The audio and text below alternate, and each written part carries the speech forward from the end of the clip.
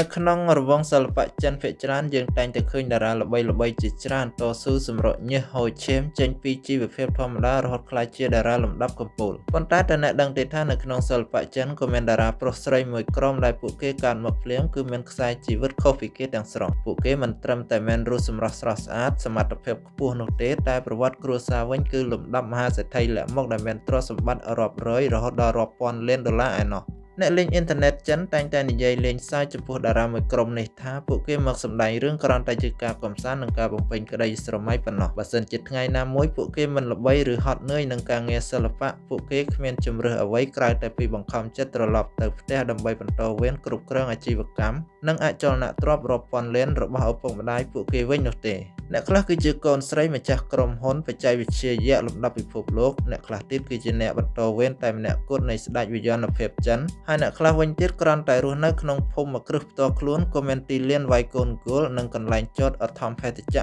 ស្រាប់ទៅហើយនៅក្នុងវីដេអូនេះ Admin នឹងនាំប្រិយមិត្តទាំងអស់គ្នាទៅជួបនឹងបើកកកាយប្រវត្តិទ្រព្យសម្បត្តិលាក់មុខដ៏មហិមារបស់តារាប្រុសស្រីចិនល្បីៗទាំងនេះយើងនឹងទៅដឹងថាតើឈិនហ្វៃអ៊ីដែលគេហៅថារាជទាយាទសិល្បៈមានឥទ្ធិពលខ្លាំងកម្រិតណាតើហេតុអ្វីបានជាគេហៅវីលៀមចាន់ថាជាព្រះអង្គម្ចាស់អចលនទ្រព្យហុងកុងហើយតើជាការពិតមែនទេដែលតារាប្រុសមុខស្រទន់ចឹងស៊ុនស៊ីគឺជាកូនប្រុសម្ចាស់ផ្សារទំនើបលំដាប់អភិជននៅក្រុងសិនចិនព្រមទាំងតារាជាច្រើនដួងទៀតដែលនឹងធ្វើឲ្យអ្នកនឹកស្មានបណ្ដោះកុំឲ្យខាត់ពេលយូរតើមានតារារូបណាខ្លះហើយគ្រួសាររបស់ពួកគេមានទ្រព្យសម្បត្តិស្ដុកស្ដំដល់កម្រិតណាទស្សនាវីដេអូនេះទាំងអស់គ្នា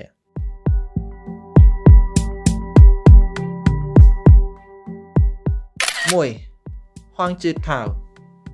អតីតសមាជិកក្រុមចម្រៀង K-pop EXO ហើយពេលនេះគឺជាតារាសម្ដែងនិងចម្រៀងក្នុងឧស្សាហកម្មកម្សាន្តចិនដ៏មានឥទ្ធិពលទ្រព្យសម្បត្តិគ្រួសាររបស់ហួងជឺថាវមានប្រមាណ $3,000 លានអាមេរិកឪពុករបស់លោកគឺលោកគង់ចុងតុងគឺជាអ្នកជំនួញដ៏មានឥទ្ធិពលនិងជាមហាសេដ្ឋីម្នាក់ក្នុងចំណោមអ្នកមានបំផុតទាំង7នាក់នៅទីក្រុងឈីងតាវគាត់មានក្រុមហ៊ុនធំៗចំនួន2ផ្ទះវីឡាប្រណិតនិងភ័ក្រហ៊ុនធំៗជាច្រើនកាលពីក្មេងឪពុករបស់ហួងជឺថាវតែងតែកុហកលោកថាគ្រួសារយើងក្រណាស់ដើម្បីបង្រៀនលោកឲ្យចេះតស៊ូក្នុងជីវិតលោកទើបតែដឹងថាគ្រួសារខ្លួនឯងជាមហាសេដ្ឋីនៅពេលពេញវ័យនេះប៉ុណ្ណោះបច្ចុប្បន្នជឺថាវមានយន្តហោះឯកជននិងឡានទំនើបជាច្រើន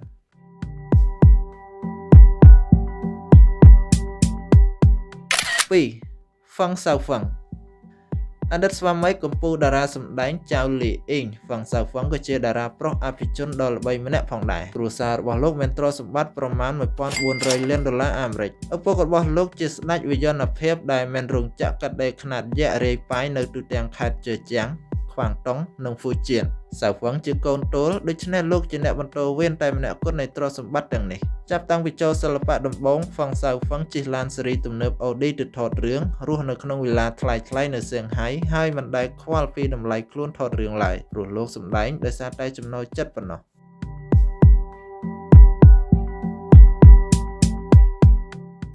3. ឆាវស៊ីនគឺជាតារាស្រីលំដាប់ថៅកែវ័យក្មេងឬហៅថាមហាសេដ្ឋីលាក់មុខដ៏ល្បីល្បាញបំផុតម្នាក់ក្នុងចំណោមតារាជំនាន់ក្រោយរបស់ចិនគ្រួសាររបស់នាងគឺជាម្ចាស់ជំនួញហិរញ្ញវត្ថុនិងសន្តាគារខ្នាតយក្សមកពីខេត្តហៃឡុងជាងភាគខាងជើងប្រទេសចិនហើយនាងក៏មានវិឡាប្រណិតមួយនៅតំបន់សេដ្ឋីសឺសានក្នុងទីក្រុងសៀងហៃដែលមានតម្លៃជាង $40 លានអាមេរិកភូមិគ្រឹះនោះមានទំហំធំធេងរហូតដល់មានទីលានវាយកូនគោលនិងកន្លែងចុះចតអធម្មភេទជ្ជៈផ្ទាល់ខ្លួនទៀតផងក្រៅពីផ្ទះនៅចិននាងក៏មានវិឡាតម្លៃរាប់លានដុល្លារនៅប្រទេសកាណាដានិងឡានស៊េរីទំនើបជាច្រើនគ្រឿងក្រោមឈ្មោះរបស់នាងផងដែរមិនតែប៉ុណ្ណោះកាលពីឆ្នាំ 2023 មានព័ត៌មានផ្លូវការលេចលើថាឆៅស៊ីនបានចុះសម្បត្តិអាពាហ៍ពិពាហ៍ស្ងាត់ៗជាមួយលោកឡៃប៉ូលីនដែលជាកូនប្រុសទី2របស់ប្រធានក្រុមហ៊ុនហុងយ៉ុងយានគ្រប់ជាក្រុមហ៊ុនអចលនទ្រព្យខ្នាតយក្សលំដាប់កំពូលទាំង100នៅក្នុងទីក្រុងសិនចិនការរៀបការនេះត្រូវបានគេហៅថាជាការចងសម្ព័ន្ធមហាសេដ្ឋីព្រោះទាំងសងខាងសុទ្ធតែជាត្រកូលអភិជនដូចគ្នា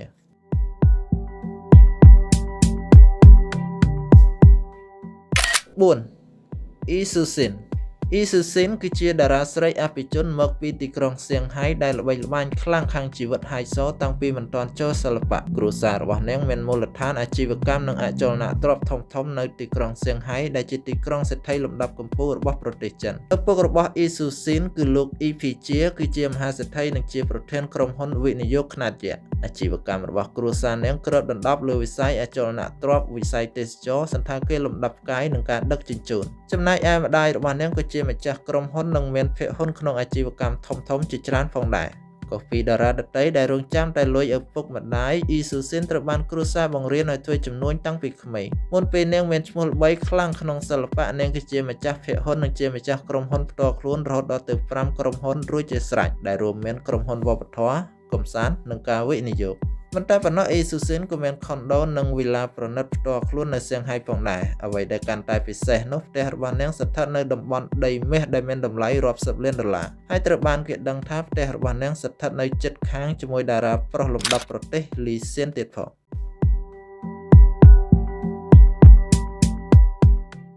5 Annabelle Yao បាននិយាយពីខ្សែស្រឡាយលំដាប់កំពូលដែលគ្មាននរណាហ៊ានក្អកដាក់គឺគ្មាននរណាក្រៅពីតារាសម្ដែងស្រី Annabelle Yao នោះទេនាងគឺជាកូនស្រីពៅរបស់លោករិនចុងហ្វៃដែលជាស្ថាបនិកនិងជាអគ្គនាយកក្រុមហ៊ុន Huawei Technology ដែលជាក្រុមហ៊ុនបច្ចេកវិទ្យានិងទូរគមនាគមន៍យក្សលំដាប់កំពូលមួយនៅលើពិភពលោកទីស្នាក់ការកណ្ដាលនៃអាជីវកម្មគ្រួសាររបស់នាងស្ថិតនៅទីក្រុងសិនចិនខេត្តខ្វាងតុងប៉ុន្តែឥទ្ធិពលនិងទ្រព្យសម្បត្តិរបស់គ្រួសារនាងគឺរាលដាលទូទាំងសកលលោកឪពុករបស់នាងគឺលោករិនចុងហ្វៃមានទ្រព្យសម្បត្តិផ្ទាល់ខ្លួនប្រមាណ$1300 លានអាមេរិក Annabelle Yao ខ្លួនឯងក៏មិនធម្មតានោះដែរនាងបានប្រឡងជាប់និងបញ្ចប់ការសិក្សាថ្នាក់បរិញ្ញាបត្រពីសាកលវិទ្យាល័យ Harvard University នៅសហរដ្ឋអាមេរិកផ្នែកវិទ្យាសាស្ត្រកុំព្យូទ័រនិងស្ថិតិនាងថែមទាំងធ្លាប់ធ្វើការជាអ្នកចុះកម្មសិក្សាផ្នែកស្រាវជ្រាវខួរក្បាលសិប្បនិម្មិតនៅក្រុមហ៊ុនបច្ចេកវិទ្យាទៀតផងទោះបីជាឪពុកចង់ឲ្យនាងជួយជំនួញគ្រួសារឬដើរលើផ្លូវបច្ចេកវិទ្យាប៉ុន្តែ Annabelle មានចំណូលចិត្តខាងសិល្បៈតាំងពីតូចហើយកាលពីដើមឆ្នាំ2021នាងបានប្រកាសចូលប្រឡូកក្នុងវិស័យកម្សាន្តចិនជាផ្លូវការក្រោមនាមជាតារាចម្រៀងនិងតារាសម្ដែង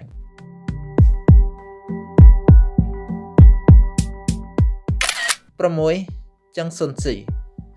ចឹងស៊ុនស៊ីគឺជានិមិត្តរូបនៃកូនអ្នកមានលំដាប់អភិជនម្នាក់នៅក្នុងរង្វង់សិល្បៈចិនគ្រួសាររបស់លោកគឺជាអ្នកជំនួញដ៏មានឥទ្ធិពលនិងមានទ្រព្យសម្បត្តិស្ដុកស្ដម្ភនៅទីក្រុងសិនចិនហើយឪពុករបស់លោកគឺជាម្ចាស់អាជីវកម្មខ្នាតយក្សនិងមានភាគហ៊ុននៅក្នុងមជ្ឈមណ្ឌលពាណិជ្ជកម្មធំៗជាច្រើនមានព័ត៌មានលេចលឺជាច្រើននៅក្នុងបណ្ដាញសង្គមចិនថាគ្រួសាររបស់ចឹងស៊ុនស៊ីគឺជាម្ចាស់វិនិយោគដ៏ធំនៃផ្សារទំនើបលំដាប់អភិជនដ៏ល្បីល្បាញមួយនៅក្នុងក្រុងសិនចិនថែមទៀតផងអ្នកគាំទ្រតែងនិយាយលេងថាចឹងស៊ុនស៊ីសម្ដែងរឿងគ្រាន់តែជាការកម្សាន្តនិងចំណូលចិត្តប៉ុណ្ណោះប្រសិនបើលោកមិនជោគជ័យឬហត់នឿយនឹងការសម្ដែងលោកត្រូវបង្ខំចិត្តត្រឡប់ទៅផ្ទះវិញដើម្បីបន្តវេនគ្រប់គ្រងអាជីវកម្មរាប់រយលានរបស់គ្រួសារដោយសារគ្រួសារមានជីវភាពធូរធារខ្លាំងលោកត្រូវបានបញ្ជូនឲ្យទៅរៀននៅសាលាឯកជនថ្លៃៗនិងធ្លាប់បានទៅសិក្សានៅសហរដ្ឋអាមេរិកនិងប្រទេសនូវែលសេឡង់តាំងពីក្មេងដូច្នេះបានធ្វើឲ្យចឹងស៊ុនស៊ីមានសមត្ថភាពអាចនិយាយភាសាបរទេសបានយ៉ាងស្ទាត់ជំនាញយ៉ាងណាមិញកាលពីឆ្នាំ2021ចឹងស៊ុនស៊ីធ្លាប់មានចំនួនកិច្ចសន្យាផ្លូវច្បាប់ដ៏ធំមួយជាមួយក្រុមហ៊ុនចាស់របស់លោក BG Talent ជាទូទៅតារាថ្មីមិនហ៊ានតតាំងជាមួយក្រុមហ៊ុនធំទេប៉ុន្តែសម្រាប់ចឹងស៊ុនស៊ីអត់បញ្ហាលោកបានឈ្នះក្តីហើយបានបង្កើត Studio ផ្ទាល់ខ្លួនមួយឈ្មោះថា Joseph Chung Studio ភ្លាមៗដោយសារមានគ្រួសារជួយជ្រោមជ្រែងផ្នែកហិរញ្ញវត្ថុនិងកម្លាំងចិត្តពីក្រោយយ៉ាងពេញទំហឹង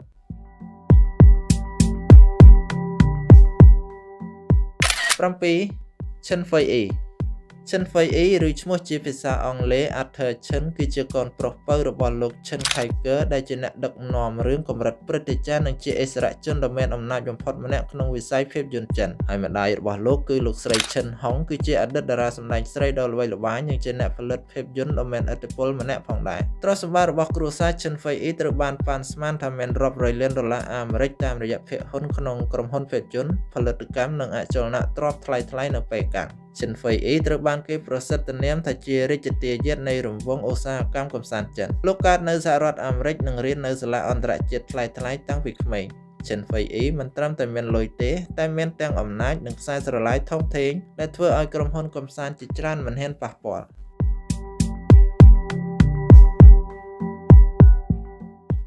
8 William Chan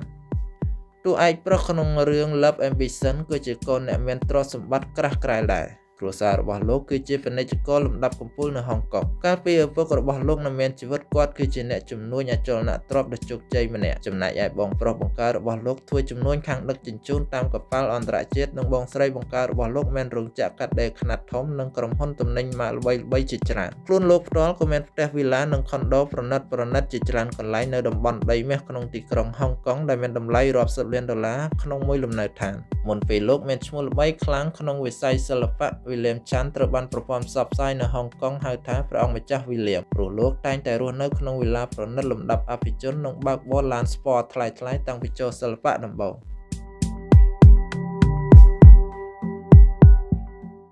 9វ៉ៃតាស៊ុន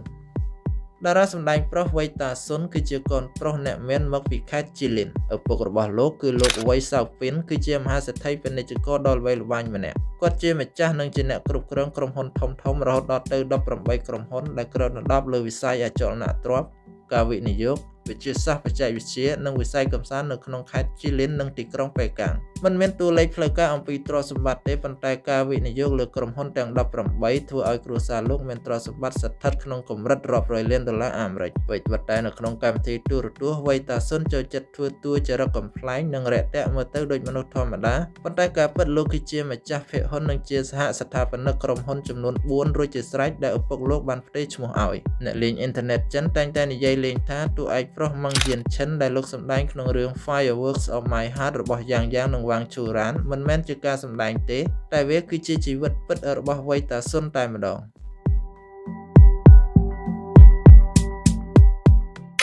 10ម៉ាប៉ូឈៀន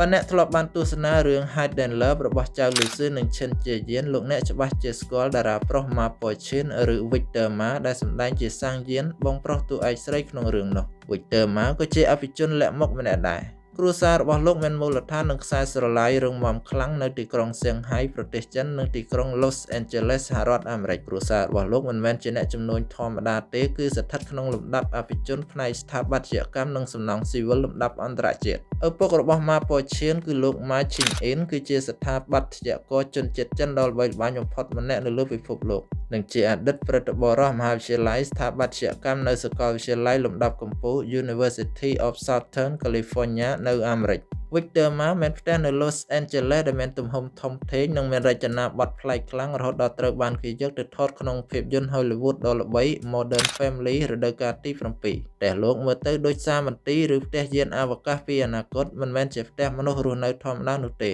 ហើយគ្រួសាររបស់លោកថែមតែមានរោងចក្រផលិតស្រាទំពាំងបាយជូរផ្ទាល់ខ្លួនទៀតផង Victor Ma កើតនៅ New York ធំដឹងក្តីនៅអាមេរិកនិងបានបញ្ចប់ការសិក្សាពីសាកលវិទ្យាល័យលំដាប់កំពូល University of Southern California ដូច្នេះបានធ្វើឲ្យលោកអាចនិយាយភាសាអង់គ្លេសបានយ៉ាងស្ទាត់ជំនាញ